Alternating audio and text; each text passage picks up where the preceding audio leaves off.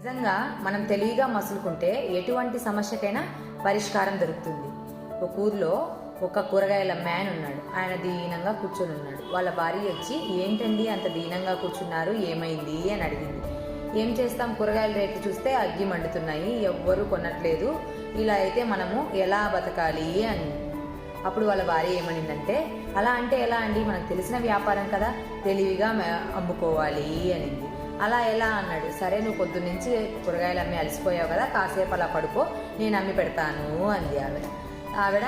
ఆయన పడుకొని లేసేలోపు కూరగాయలన్నీ అమ్మేసింది. ఏంటే, నష్టానికి అమ్మావా ఏంటి అని అడిగాడు వాళ్ళ ఆయన. కాదండి, తెలివితోటి అమ్మాను అంది.